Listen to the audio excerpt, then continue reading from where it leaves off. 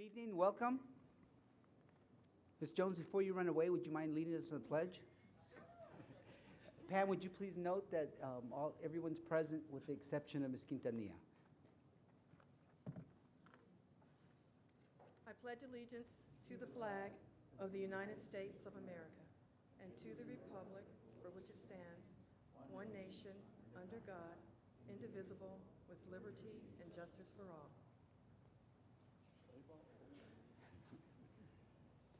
Thank you, Ms. Jones.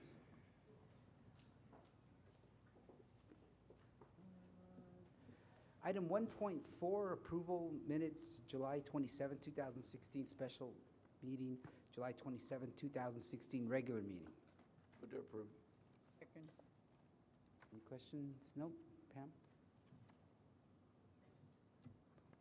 Mrs. Robles. Aye. Mr. Uxer. Aye.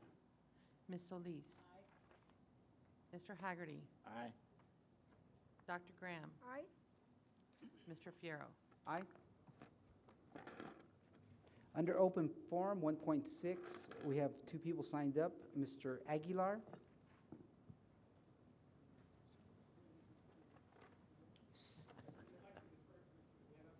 Okay, Mr. Pineda. I was doing it alphabetically, so whichever way you prefer.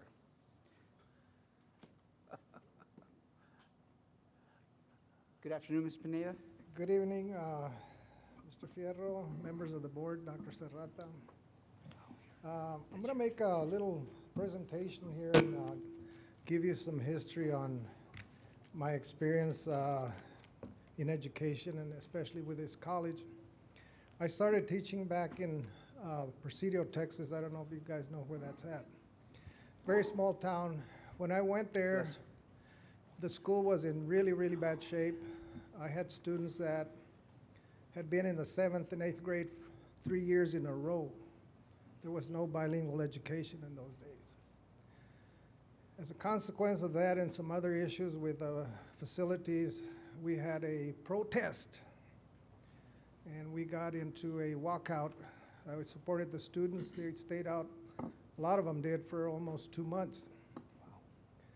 We had a federal mediator come down that was arranged by Paul Moreno, and he helped us quell the issue or get back to teaching.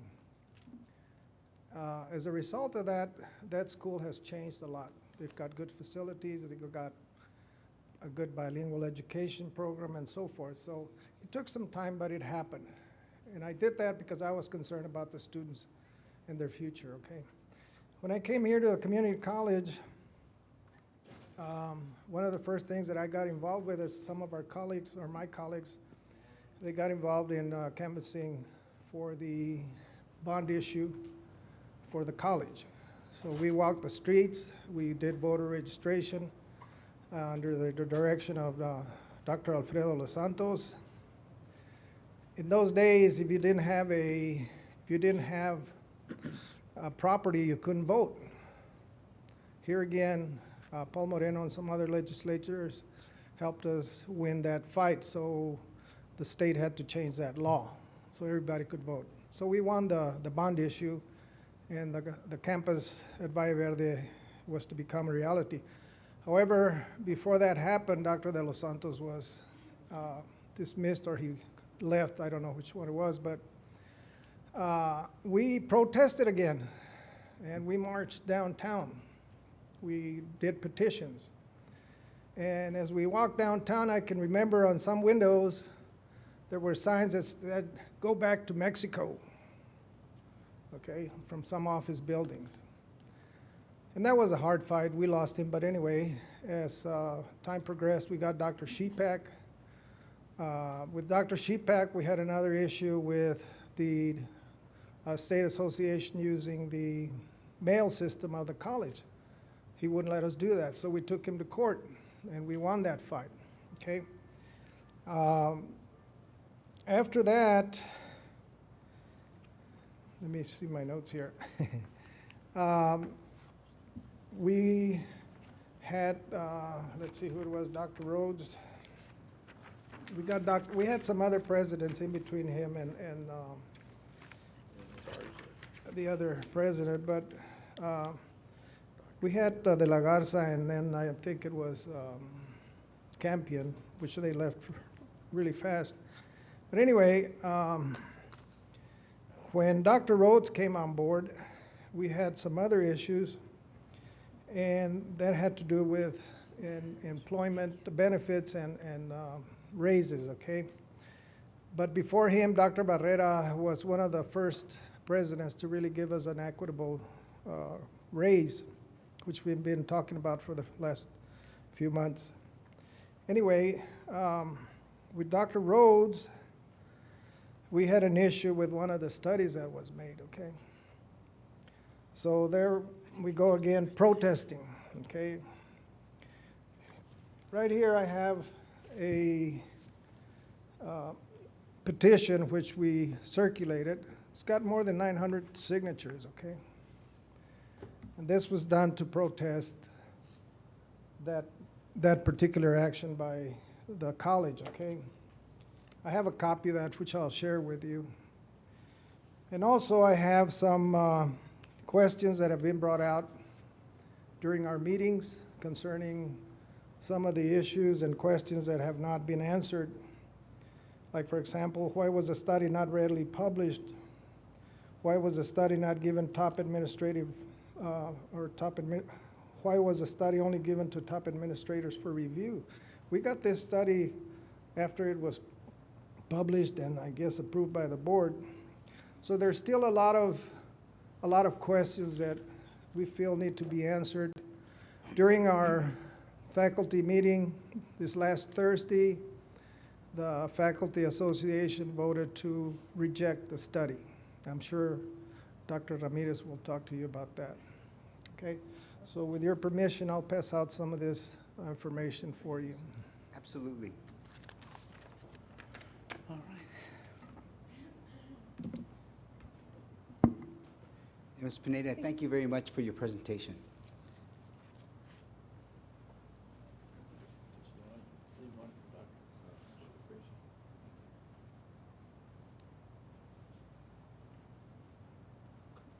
Great, thank you.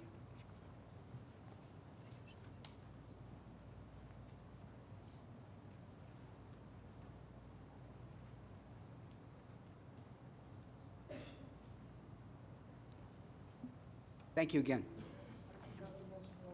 Oh. If you look at the petition, folks, and you read it, with few minor changes, we could circulate the same petition today.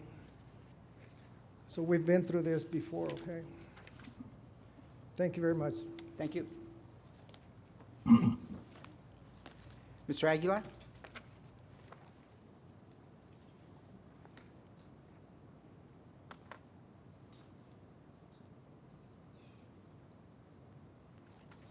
Good afternoon or good evening. Thank you for giving me the privilege to speak to everyone in attendance here.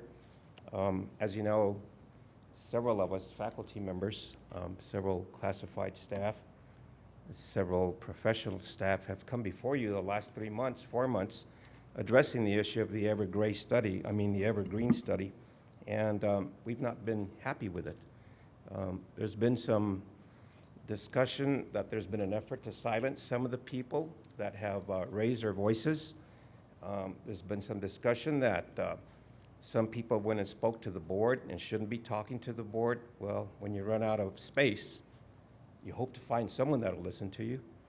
And we've seen a lot of things go on that really are not in keeping with the true academic sense of justice, equity, fairness, and learning. Consequently, I have entitled my presentation today, Comments About Comments, okay? A few years ago, a very well-known president from an equally well-known top 10 university was released for making incorrect statements about a specific group of faculty members. I think it was either Yale, Harvard, Berkeley, one of the top-tier top 10 schools, this president was asked to leave. Recently, according to a little bit of research I did, 4 or 5 other college university professors have made the same mistake, and they had to resign or were removed. Any college or university professor who makes comments, perhaps defamatory comments, whether in ridicule or just, to his top elite group, has lost professional respect and the ability to be trusted as a leader of higher education. This has happened, we've seen it, and we continue to see it. Such comments that are made are what I describe as a vocal lynching. They are unprofessional, they're unjust, and they are a major overstep of academic freedom. I question whether such individuals whose names were mentioned could ever apply for a position within this institution and receive a fair chance of ever being selected for the position for which they are applying. I would question why those individuals' names were mentioned in what appears to be a discriminatory allegation when other individuals that were in the same arena were never mentioned. And they were from a different ethnic/gender group. Why were these individuals' names used when a security situation moment, quote unquote, was occurring? No other information was made available when this notice came out, but yet the first thing that was disseminated was that, oh my God, it must be those 2 individuals. Everybody laughed. They thought, oh, that's funny, that's great, okay? Was this and does this continue to be indirect retaliation as a result of a presentation or an appeal to the board during an open board presentation? Will the innuendos continue? My question to all of you here in the top echelon, including the board, is this, and I don't have a copy like that man who spoke for the Democratic nomination process did, but my question to you is, have you read the Student Code of Conduct? Honestly, have you read it?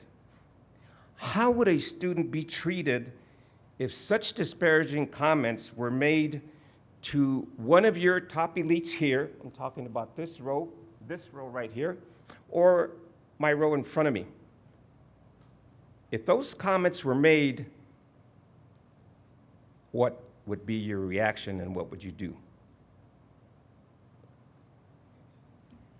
According to what I have read, not even the Donald has made the comments in such a sarcastic, jestful manner as what was made. That's going a step pretty high. This is an institution of high learning where we respect our leaders. We want to respect our leaders. But if comments are being made by the top elite in a group session, whether they're in jest, I repeat again, whether they're in jest or to ridicule, there's something wrong here. There's something awful, awful wrong. I pray this doesn't happen. I pray it didn't happen. And if it did happen, I pray something gets done. You, the board members, you who sit in front of me, should ask questions. Because I'll tell you what, I would never treat my students that way. And if I did, I would not have been here the 40-plus years I've been here. In summary, let me quote one of my favorite individuals who was often told that he was a rioter, that he was protesting, but actually all he was practicing was civil rights, civil obedience, following every legal process the correct way to get things done correctly, to encourage change honestly, and we know how that situation ended. That individual is, of course, Martin Luther King. This is one of the comments that he made, amongst many that I take with great pride, and it applies to this situation here. Injustice anywhere is a threat to justice everywhere. I want to repeat it. Injustice anywhere is a threat to justice everywhere. I hope we don't have to come back and discuss a particular situation like this, or if it did occur, or I hope that we remain an institution of higher learning, because I have lost respect, based on what I understand has been happening in the last 3 to 4 months. I have lost respect because of the inaction of the board, okay? We tried diligently, and now it's becoming ridicule, it's becoming censure, it's becoming, better watch yourself because you might lose your job. I thank you for the moment to present this to you.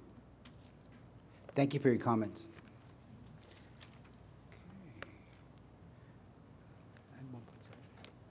Item 1.7, presentations by individuals, groups, and organizations. Item 1.7.1, Dr. William Sarata, College President, will recognize individuals who have retired from the College District.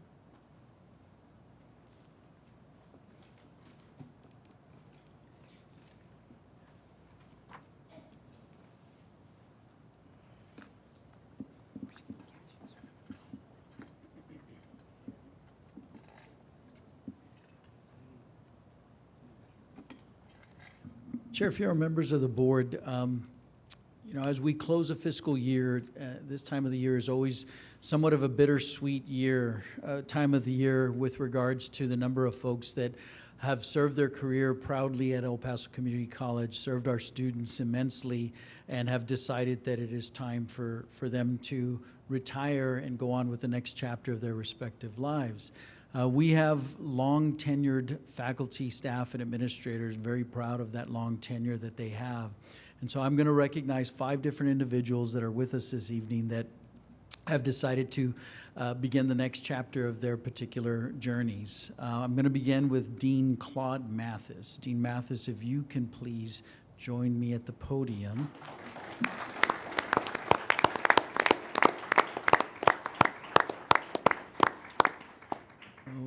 Dean Claude Mathis has worked at El Paso Community College for 31 years, starting in 1985 as a part-time Americana language programs instructor.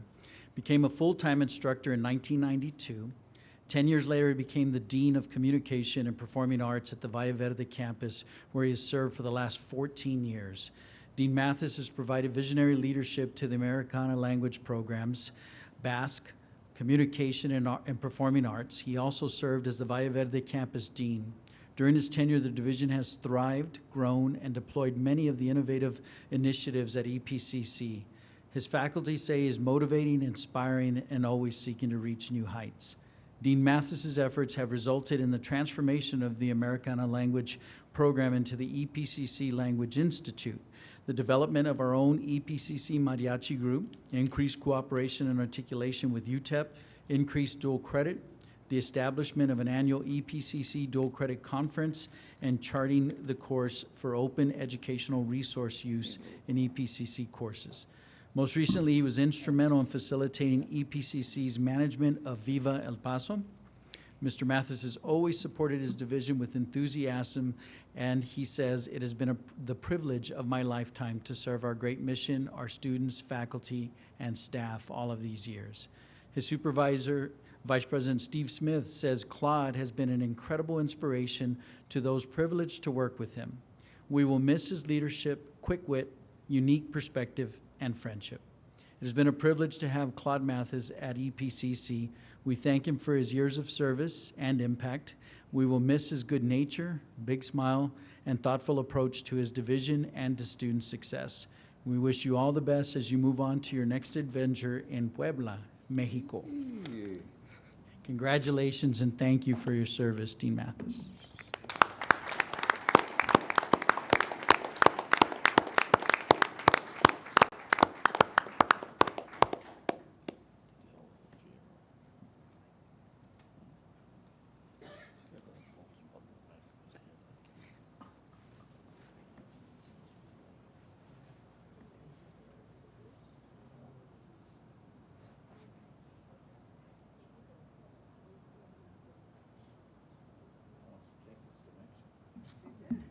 She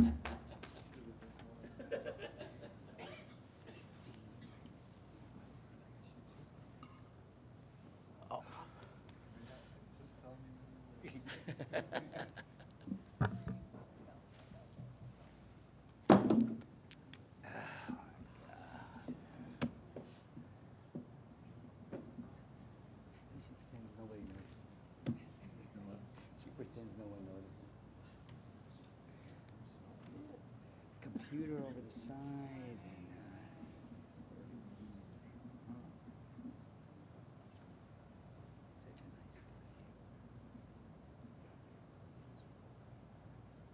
day. Did they already have somebody?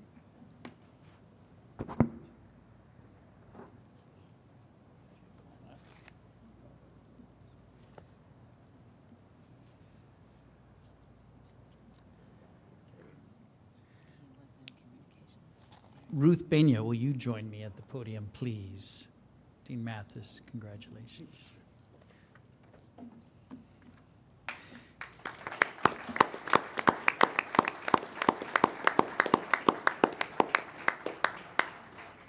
Ruth Peña has been a professor of English at El Paso Community College since 1978, during which time she served her students and the college as a master instructor.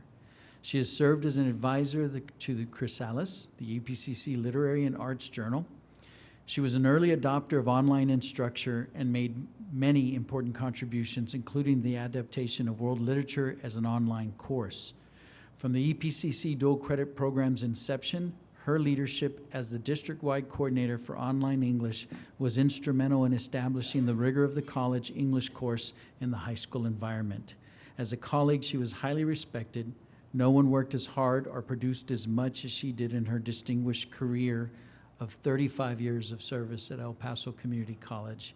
She will be dearly missed. Thank you so much, Ms. Peña.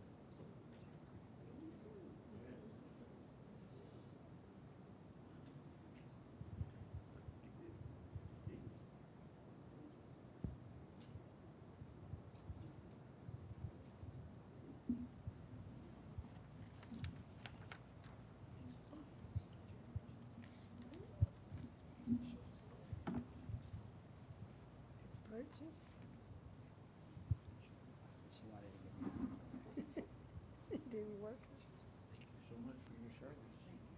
She was his teacher at Burgess. Ms. Peña, I just want to thank you for putting up with me at Burgess. Thank you so much. Yes, she passed me, yes. If Roberto Bobby Ortega will join me at the podium, please, Mr. Ortega.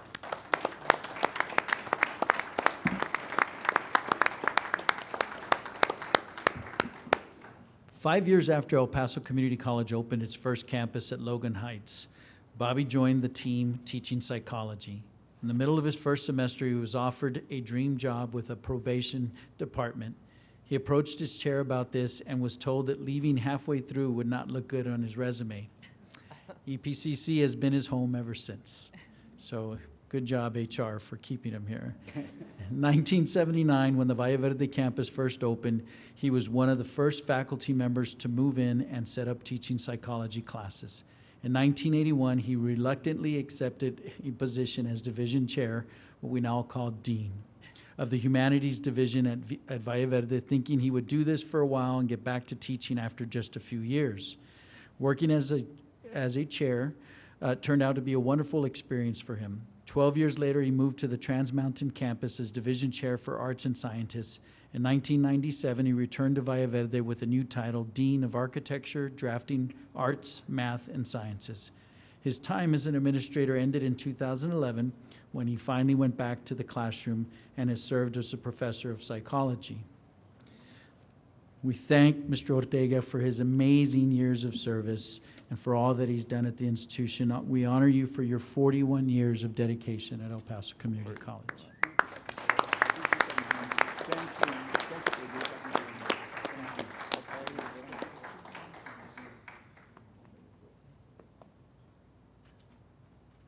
Station's open. 79. I thought he was only 41 years old.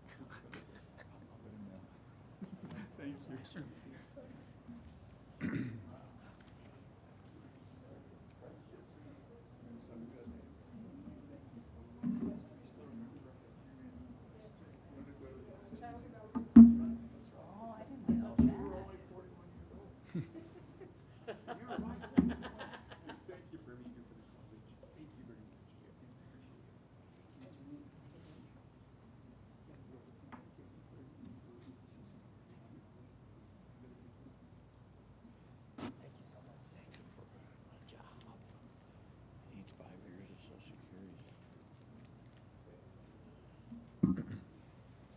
Wow. 41 years.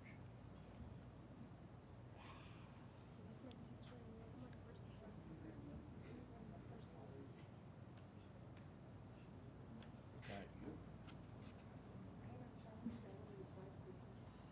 Was he what? Take care of you, Doc. You've been good. Thank you for I'm just checking. Thanks, Mom. Dr. Ted Johnston, would you please join me?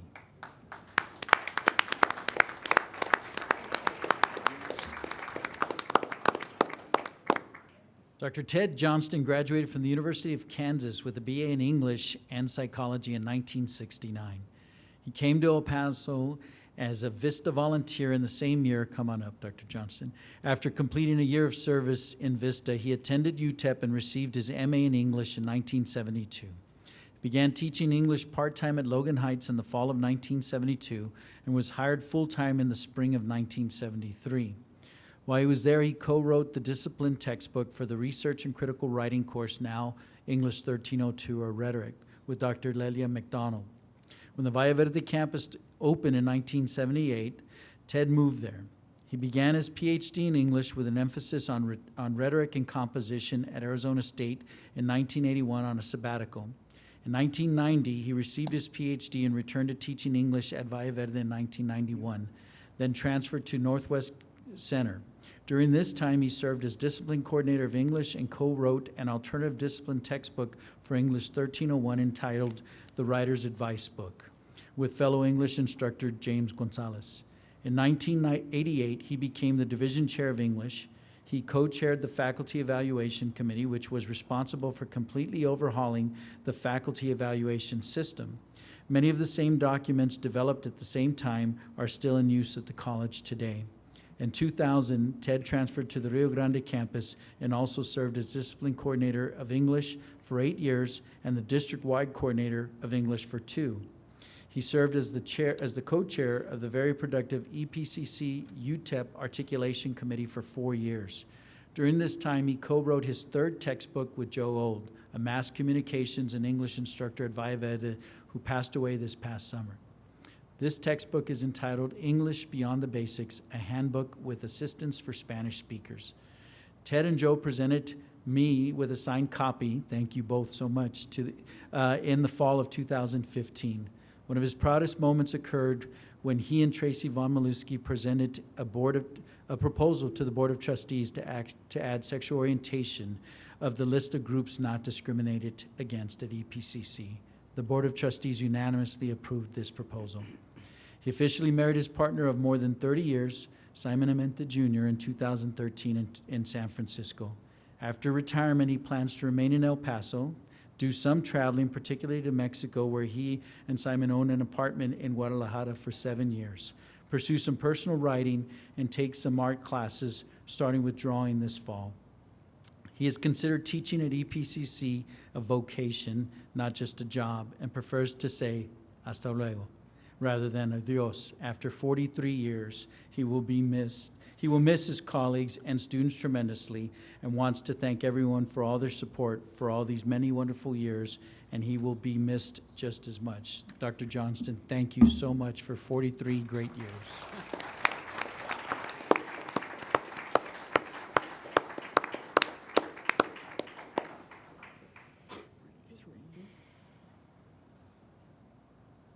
After 43 years, I think we're due. What is this all about? He said some very disparaging remarks about Irishmen. About Irishmen.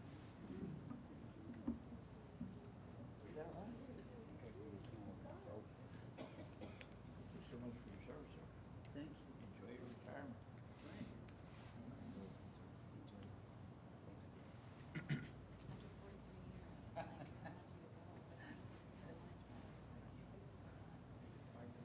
What did he do?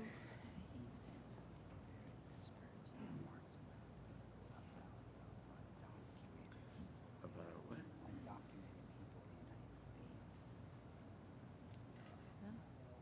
Strategy.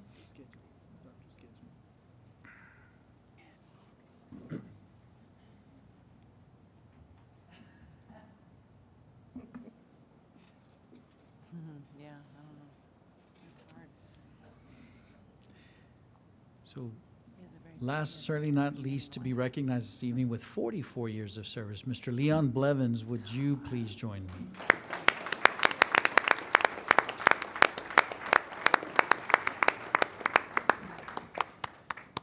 Come on up.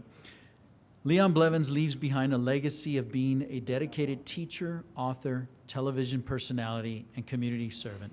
After 44 years with El Paso Community College, Mr. Blevins decided to hang up his myriad of hats and retire. Over the years, he introduced us to Rambo, the U.S. Border Patrol agent, the candidate, Abraham Lincoln, Big Tex, and over 100 other characters. Perhaps his most famous character, Uncle Sam, has been portrayed for presidents, governors, mayors, traveled around the country, and is still active at many community events. His characters, while intended for classroom use, have become the symbol of how politics and the community are connected. As a teacher, Leon watched EPCC grow from the Logan Heights location on Fort Bliss to the 5-campus college of today. During that time, he was actively involved in many aspects of the college's growth. He helped establish tenure and faculty policies and evaluation procedures. He was involved in the creation of the Faculty Senate and the first Student Government Association at EPCC. Served as discipline by being coordinator several times, helped establish book adoption policies, and pushed for more adjunct involvement in discipline decision-making processes. His dedication as a teacher is well known. He was recognized for academic excellence on several occasions. In 1996 and in 2004, he was recognized with National Teaching Awards.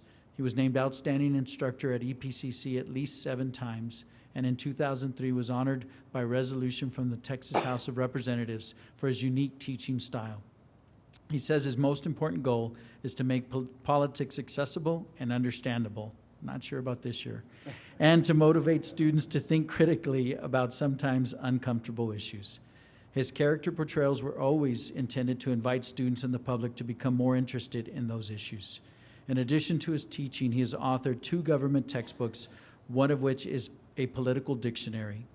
He's also a local television personality, hosting several television talk shows on PBS and EPCC TV.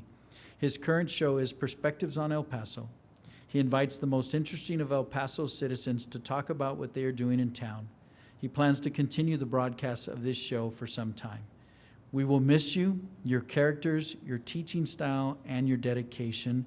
We hope that you and your wife, Shahana, who has been your partner in every way, as Miss Claus to your Santa, and Aunt Sammy to your Uncle Sam, will continue to flourish and have a great retirement. We thank you for your lifelong dedication to El Paso Community College and for 44 years of dedicated service. Thank you, Mr. Blevins.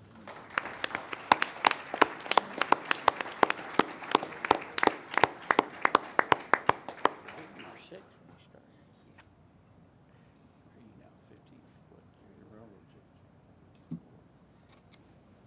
Collectively, they represent 195 years of service to El Paso Community College. Thank you all so much for your dedication and service. Thank you so much. Enjoy whatever You're still gonna be on television. 195 years, wow.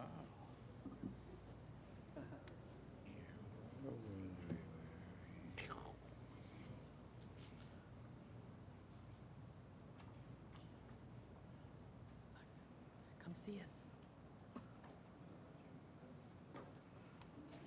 thought that was him. Is he still doing our architecture? Here it looks like. Even Rivas. Item, We vote for him.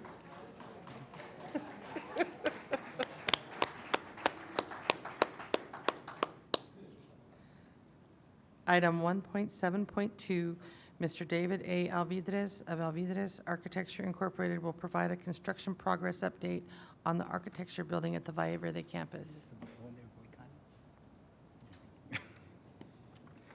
Welcome.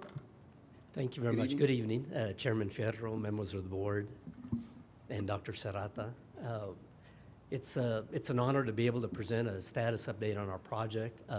First, I'd like to thank the board and, of course, Facilities and Evaluation Committee for having selected our firm to be part of this most exciting project. What I'd like to do is just again emphasize the collaborative effort that it has taken to get this project to the level where it currently is situated. It's been a fun experience that we've worked very closely with administration, with faculty, staff, with facilities, and actually students. So it's been a true team effort to develop this project. What I'd like to do, these are just some photos as far as location of the site. This is our east-west corridor at the Valle Verde campus that leads to our new architecture building that will be situated between what we call the old Student Services Building and Building A. And this is our particular site where our building will fit within the two buildings. One of our challenges has been to reinforce some of the student circulation spaces and then maintain the circulation between the two existing buildings. This is a view from the south, leading up to the stair promenade up to our site. And this will culminate in the location of the new facility. This is a rendering looking at the building from the south side that will cantilever towards the south. And then as we get up to the actual plaza level, we have created a circulation path to maintain the circulation between the two buildings, but also to provide exterior space for students to gather, to socialize, and to reinforce the architecture program itself. This is just another view from the north side where one can see it is a two-story building. And then the interior spaces are designed in such a way to provide as much flexibility as possible for the architecture program. There's always changing needs, and so it was determined, again, in a very collaborative fashion, to provide a lot of flexibility within the studio spaces.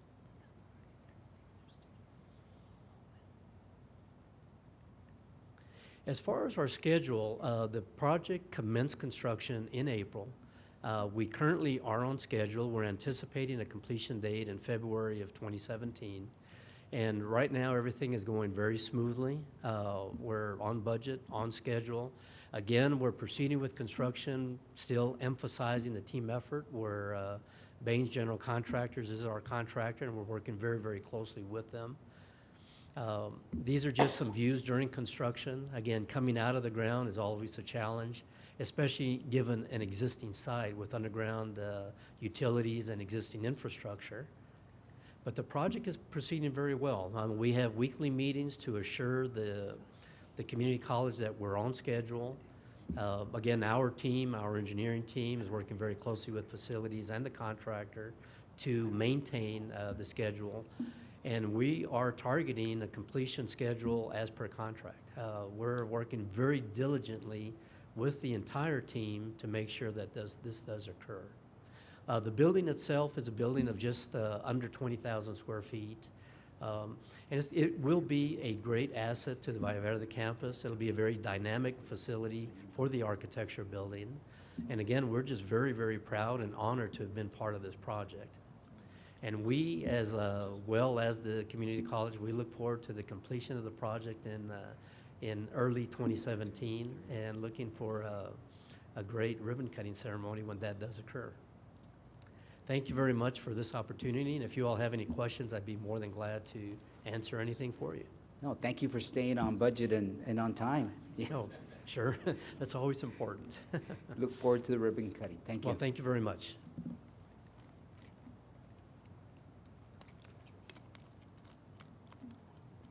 Thank you. Item 1.7.3, optional presentations will be made by the presidents of the Classified Staff Association, the Professional Staff Association, the Faculty Association, and the Student Government Association.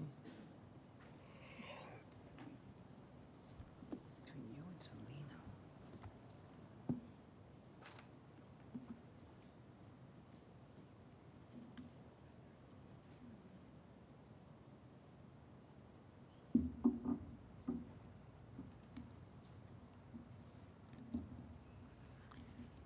Dr. Serrata and esteemed members of the board, the entire Faculty Association would like to thank Dr. Serrata and Mr. Smith for having come to the association meeting last week. As always, we were given valuable information, and we were delighted that both of you are always so willing to share your valuable time with us.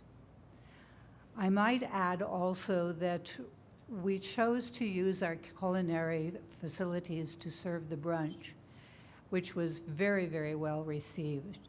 They did a fantastic job and, of course, have been asked back for the spring semester. We're very, very, very proud of them. It is unfortunate that we must come once again to bemoan the fact that although the Evergreen study, which is found on the college webpage, and the reality of the salary situation, which don't coincide, we still have not received an explanation in language which we can understand.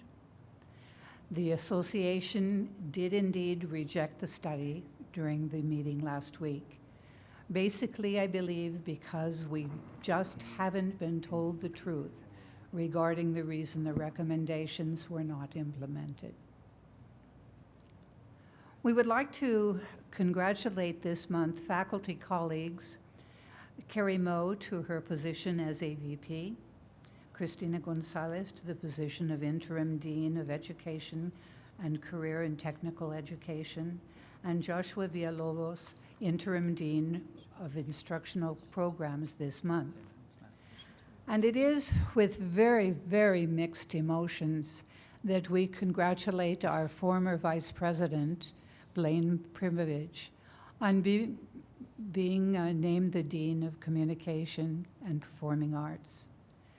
Losing Blaine as a colleague and as a member of the Faculty Senate is like losing a member of a close family. And I personally shall be working through the grieving process for a very, very long time. That said, I and all my colleagues do very sincerely wish him well. Additionally, we wish to congratulate Rebecca Bell, who was elected to serve out this vacated term.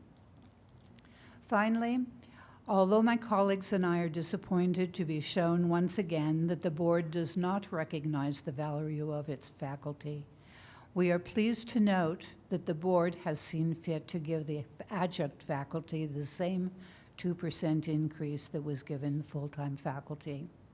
For that decision, we do thank you. It was the right thing to do. Thank you for your kind attention.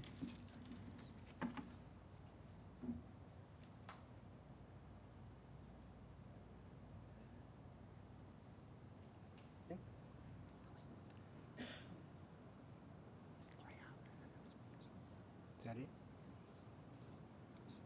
Item 1.8, communications, none. Item 1.9, Board of Trustee business. Item 1.9.1, the Board of Trustees will deliberate on the establishment of a policy review committee to be chaired by trustee Carmen Olivas Graham. Dr. Graham, Yes, sir. have you, the recommendations on the for your committee? Well, my recommendation would be to have Mr. Oxter, if he will join us in that committee. Thank you, and Judge Haggerty. I know he has a very, very busy schedule, but I think this is more important since you have the longevity in the college. Dr. Graham, will you give us just a brief overview of what the committee plans or goals are or will be? Yes, we're going to revisit all the policies that the college has and start from the oldest to the newest until we get through all of them and update all of them if they need updating. If they don't need updating, then of course we'll keep them the way they are. And my gut feeling is that we might want to start with the HR policies first, anything having to do with hiring personnel. But we will have a meeting to organize ourselves and then report to you Thank you what the very- procedure will be. Congratulations, Judge Haggerty. Congratulations, Mr. Uxer. Dr. Graham, thank you for taking this on. Yes, sir. Item 1.10, Board Reports. Item 1.10.1, Treasurer's Report, July 31st, 2016. No action is necessary. Item 1.10.2, President's Report. Item 1.10.2.1, Dr. Sarata will update the Board of Trustees and audience on recent events that have transpired at the college. Chair, if you are members of the board, I was fortunate to attend a orientation training session with the Southern Association of Colleges and Schools Commission on College on August 1st and 2nd. This training was a training to serve as a chair of SAC COC accreditation site visits. We're fortunate to also serve on the panel of higher education leaders at the Texas Higher Education Symposium at the University of Texas at Austin on August the 5th. On August the 9th, the Coordinating Board, Texas Higher Education Coordinating Board, hosted the 60x30 Texas Workshop for the Upper Rio Grande and West Texas region at the University of Texas at El Paso. Was proud to serve as a panelist for the institution. And also, it was Dr. Natalicio did a welcome, and then Commissioner of Higher Ed, Dr. Paredes, really focused on what the future of higher education is in Texas. A couple of profound statements that I think are important and that we continue to work diligently to build a college-going culture. Since at the height of the Great Recession, since that occurred in the years since that time period, there's been 11.6 million jobs created in the post-recession economy. 11.5 million of those jobs went to workers with some college education. Only 80,000 jobs went to workers with a high school diploma or less. It is imperative economically that we continue to create a college-going culture, as the vast majority of the jobs already are requiring some post-secondary education or training. In addition, the commissioner explained that they are building a new higher education strategic plan for a future that they don't know what the future will be. The only certainty of that is that higher education will be a part of that future.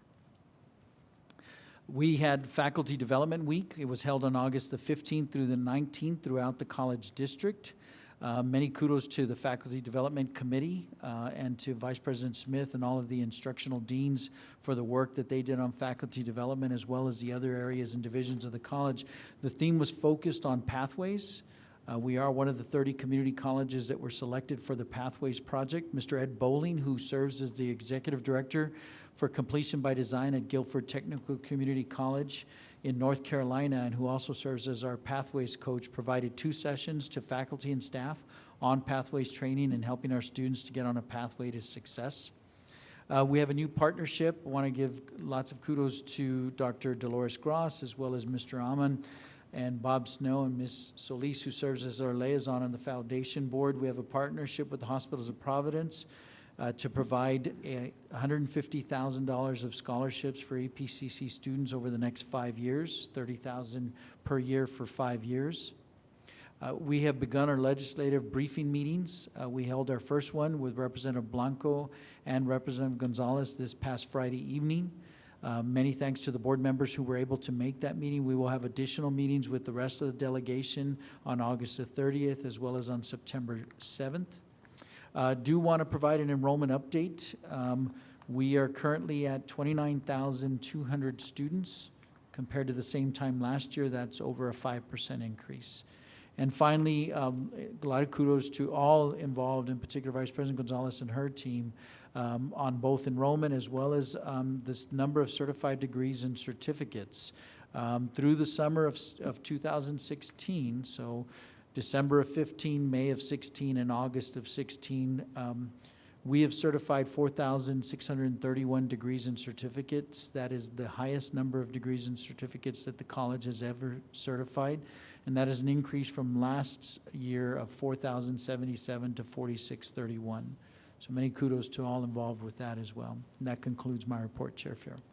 Thank you, Dr. Serrata. Congratulations.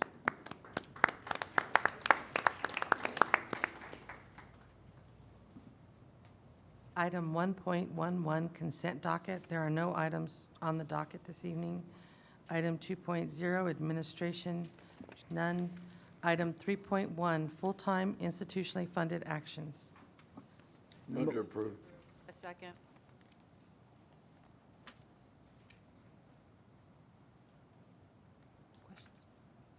Mrs. Robles. Aye. Mr. Uxer. Aye. Ms. Solis. Aye. Mr. Haggerty. Aye. Dr. Graham. Aye. Mr. Fierro. Aye. Item 3.2, full-time externally funded actions. There are none. Item 3.3, appointment of new tenured faculty, reappointment of continuing probationary faculty, and authorization for the president to enter into written employment contracts and contract addenda for the 2016-2017 academic year with tenured and probationary faculty members. Motion to approve? Mrs. Robles. Mr. Uxer. Aye. Ms. Solis. Aye. Mr. Haggerty. Dr. Graham. Aye. Mr. Fierro. Aye. Item 3.4, reappointment of continuing regular classified staff, professional support, and administrative staff, and authorization for the president to enter into written employment contracts and contract addenda effective September 1, 2016, with the employees listed. Motion to approve item 3.4 and 3.5? Second. Item 3.5, authorization for the president to employ part-time faculty and staff for the 2016-2017 fiscal year. Mrs. Robles. Aye. Mr. Uxer. Aye. Ms. Solis. Mr. Haggerty. Dr. Graham. Aye. Mr. Fierro. Aye. Item 3.6, information items. No action is required. Item 4.1, consideration and deliberation on the approval of contracts with several purchasing cooperative awarded vendors for the district-wide purchase of office products in the amount not to exceed $750,000 in the estimated annual aggregate. Move to approve 4.1 and 4.2. Second. Item 4.2, consideration and deliberation on the approval of a 3-year contract for a mass notification system with Reliable Government Solutions Incorporated in the amount not to exceed $245,216. Dr. Serrata, under item 4.2, would it be possible for Ms. Gonzalez or somebody on our team to give us an update or kind of where we are with that project? Yes, Chair. What we'll do is we can do a presentation on the system at the next board meeting. And then also, Yes, ma'am. how are we going to ensure that it's updated? Because part of the complaints that we've heard is that they're using numbers that no longer exist. And I know young people especially change telephones every other day, but there's got to be a way that we can capture the information. We will, Dr. Graham, we'll bring that in as part of the presentation as well, of how to keep the data as accurate as possible. Thank you, sir. Yes, sir. Without, going ahead a little bit, I understand here's consideration, it says of district-wide office products, and then on 4.3, which is yet to come up, it says purchase copy paper, which I think is office products. Why do we, why aren't they one composite request? Why do we separate those? Mr. Axel, we separate them because they are different vendors. And office products is truly office supplies that we use in the office. Copy paper is used in the ISC to serve faculty and student, and also in the SES lab. Based on different vendors? Yes, sir. 4.1 doesn't specify vendors.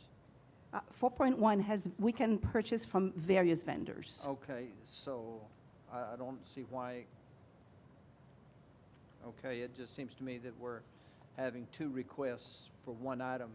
Copy paper is, and The copy paper is actually, it is an office supply, but it is used in a different manner than the other office supplies. I understand your question, and I don't know if Ms. Debbie Espinosa can respond to that from purchasing.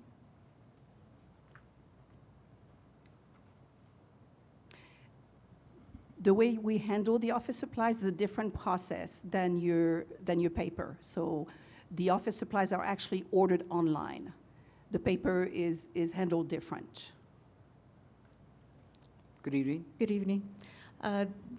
Ms. Shaughnessy is correct. The paper through the one vendor for the ISCs is one contract.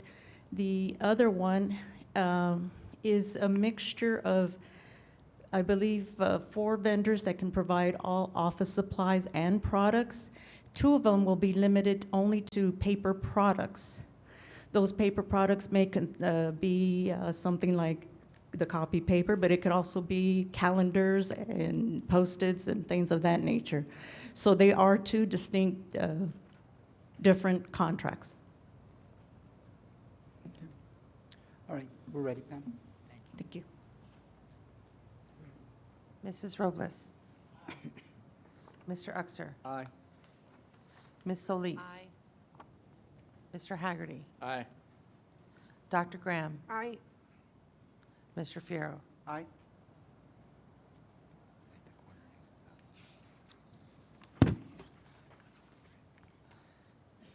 Item 4.3, consideration and deliberation on the approval to purchase copy paper from Expedix LLC, a Veritiv company, for the instructional service centers and academic computing service labs for fiscal year 2016-17 in the amount not to exceed $140,000. Move to approve now that I learned so much about copy paper. Second. Mrs. Robles. Mr. Uxer. You bet. Ms. Solis. Aye. Mr. Haggerty. Aye. Dr. Graham. Aye. Mr. Fierro. Aye. Item 4.4, consideration and deliberation on the approval of a contract renewal with Innovative Interfaces Incorporated for annual maintenance of the college's library system in the amount of $77,922. Move to approve. Second. Questions? Yes. No. Just curious, we have this is to work with the library system, and then going over 6.1, we're also going to deal with online databases out of the library systems. Again, are these different contracts, different vendors, and different ways we do this? And it seems like we're separating things out when we just sort of get a bigger bang for our buck, but lump them all together. Mr. Uxer, a very good question. This agenda item is our integrated library management system. So this is the entire management system that has different functions, such as the acquisition of materials, the fee collection, interlibrary loans, all of those functions. The other item that you're talking about are the online databases. Those are the instructional resources. So yeah, two different vendors. Did you want to interject something? No? Okay. Okay, does that answer your question, Mr. Uxer? I think that's a yes. Okay. Mrs. Robles. Mr. Uxer. Aye. Ms. Solis. Aye. Mr. Haggerty. Aye. Dr. Graham. Aye. Mr. Fierro. Aye. Dr. Serrata, did we pay our electric bill? We did. Because they sent a bouncer. Item 4.5, consideration and deliberation on the acceptance of the 2016 certified appraisal roll prepared by the Central Appraisal District. Motion to approve. Second. Pam, do you have something to read, or is it? Yes, sir. I'm going to read the order. This is the Ooh, the order order. accepting the certified appraisal roll, whereas the Board of Trustees of said district desire that the appraisal roll for the district for the 2016 tax year be accepted and approved. Therefore, be it ordered by the Board of Trustees of the El Paso County Community College District that the appraisal roll for the district for the 2016 tax year be accepted as approved by the 2016 Appraisal Review Board and certified by the Chief Appraiser as follows. Net taxable value, $40,206,091,003. Questions? All right, any questions? No? Pam, we're ready? Mrs. Robles. Aye. Mr. Uxer. Aye. Ms. Solis. Aye. Mr. Haggerty. Aye. Dr. Graham. Mr. Fierro. Aye.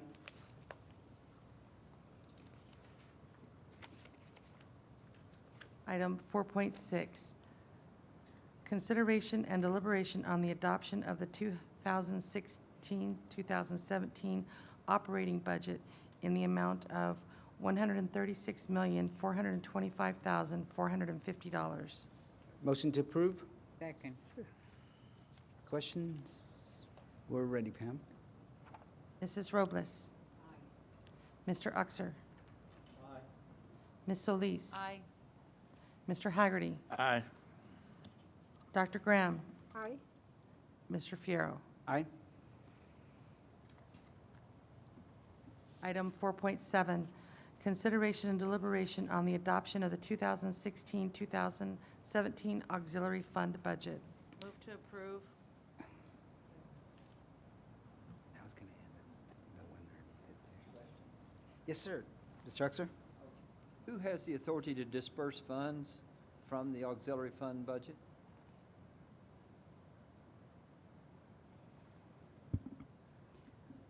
I am the budget head for most of the auxiliary fund. Dr. Serrata has ultimate responsibility for that. Okay. And it's based on, it is based on the revenue sources we get from for the various auxiliary services such as bookstore, vending, food services, beverage services, and those revenues actually fund expenses that are not covered in the operating budget or cannot be funded by state funds. So ultimately, disbursements from this fund are either authorized by you or Dr. Serrata? Yes, sir. And under your authority, the two of you. Anybody else, they all have to come to the one or two of you to do the authority to do that? Well, the Director of Auxiliary Services, Mr. Juan Flores, also is a budget head for example, cafeteria operations, so he does also authorize budget expenditures out of those funds.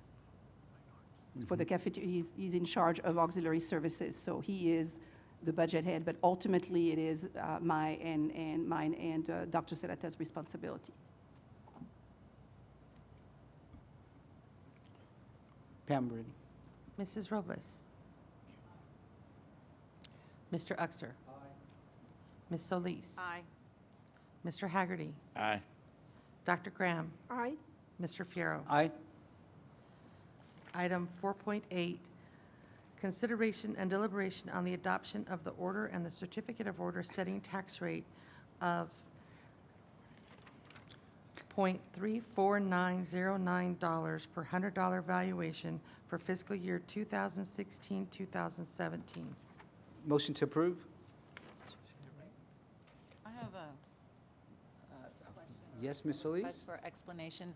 Ms. Shaughnessy, if you could just, for edification purposes for the community or the public, just to explain that this increase in the tax rate, what differentiates it from the board actually moving to increase the property taxes versus this? Actually, what you are adopting is the effective tax rate. And that is something that was a result of, This was a result of our certified valuation that was done by, by the, I'm sorry. help me out here, So help the me out. effective tax rate is calculated by the county Correct. in cooperation with the budget office. We review the numbers, and then we publish the effective tax rate. So the effective tax rate has already been published, and what you're approving this evening is exactly the effective tax rate as your adopted tax rate. There is no increase in a tax rate.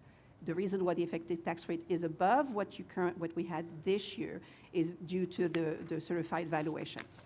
Thank you. You're welcome. I'll read the order setting the tax rate. Whereas the Board of Trustees of said district has received, accepted, and approved the certified appraisal roll. Oops, I'm wrong one, I'm sorry. Anything that's wrong. That's right, okay.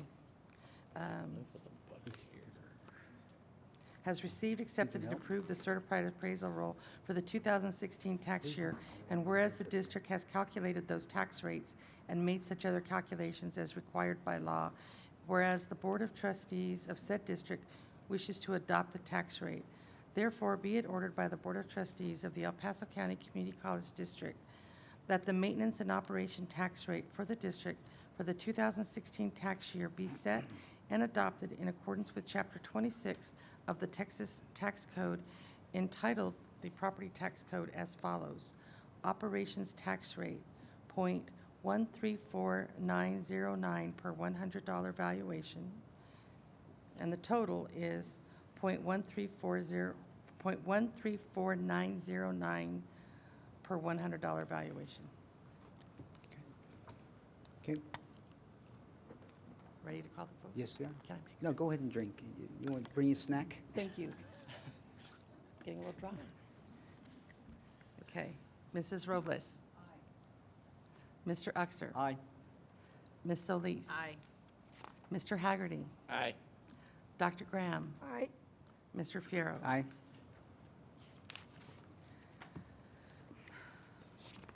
Item 4.9, consideration and deliberation on the approval to extend the engagement letter with Paul Braden of the law firm of Norton Rose Fulbright, U.S. LLP, to continue to act as bond counsel. Move to approve. Second. Question. Yes, sir. I assume this young man is in the audience. Ms. Braden's right Mr. there. Braden Welcome, Ms. is Braden. here. We're not going to have the same problem that the city had with their bond issue. You may want to sit down. I may need to give you a drink of water. Good evening, Paul Braden with Norton Rose Fulbright. No, we shouldn't. I hope not. We can't afford a $30 million screw-up like they did with the city. I've never seen you blush, Mr. Braden. Okay, we're ready for the question. Mrs. Robles? Mr. Uxer? Aye. Ms. Solis? Aye. Mr. Haggerty? Aye. Dr. Graham? Aye. Mr. Fierro? Aye. Item 5.1, consideration and deliberation on the approval of expenditures with various vendors to purchase building materials, supplies, or services as needed for the district for fiscal year 2016-2017. Motion to approve item 5.1, 5.2. Second. Although, I have a question. Well, Sorry. let her read 5.2, Okay. please. Item 5.2, consideration and deliberation on a change in one of the funding sources for the construction of the architecture building. Ms. Solis.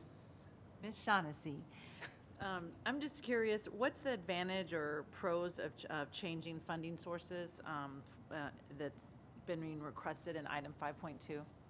So looking at a bond issue, a revenue bond issue sometime in early fall, we're also looking at refunding some of our bonds. And in refunding some of our bonds, we are looking at making a contribution of our existing 2007 bond proceeds that will create some debt capacity and produce some significant savings when it comes down to the 2007 debt maturities.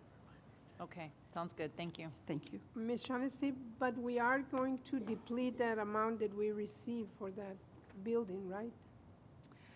Well, From the actually, grant.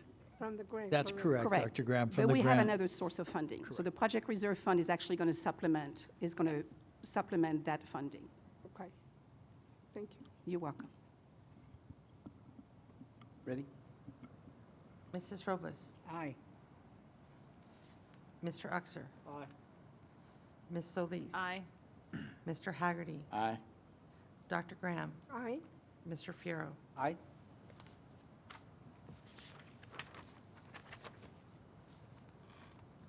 Item 6.1, consideration and deliberation on the approval of contract renewals for access to online databases for the El Paso County Community College District libraries in an amount not to exceed $178,600 in the annual aggregate.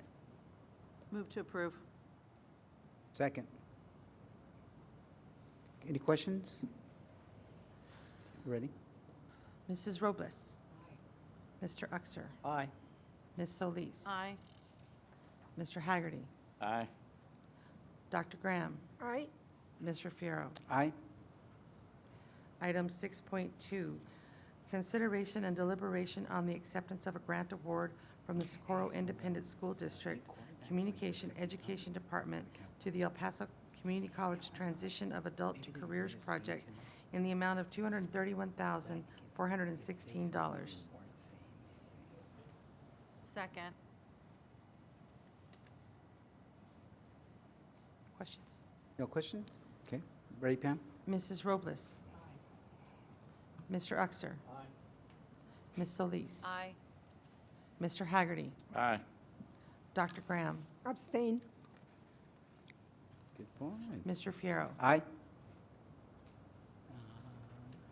Item 7.1, consideration and deliberation on the approval of a contract award with the College Board to support required academic assessment testing of students in an amount not to exceed $120,000.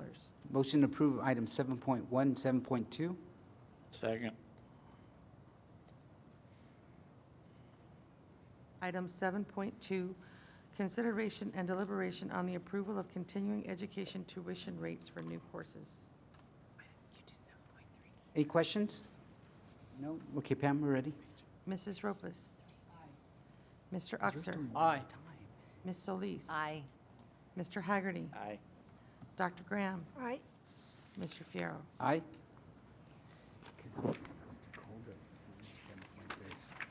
Item 7.3, consideration and deliberation on the approval of continuing education tuition rates for revised courses.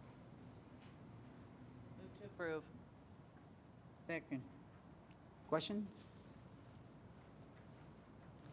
Mrs. Robles? Mr. Uxer? Aye. Ms. Solis? Aye. Mr. Haggerty? Aye. Dr. Graham? Aye. Mr. Fierro. Aye.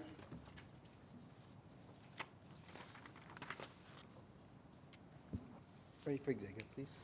The Board of Trustees may conduct an executive or closed session pursuant to Chapter 551 of the Texas Government Code for one or more of the following reasons.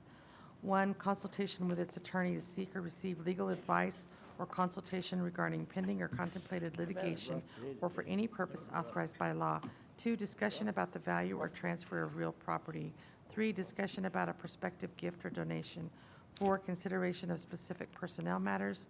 5, discussion about security, personnel or devices. Or 6, discussion of certain economic development matters. The board may also announce that it will go into executive session on any item listed on this agenda if the subject matter is permitted for a closed session by provisions of Chapter 551 of the Texas Government Code. Any vote regarding these items shall be taken in open session.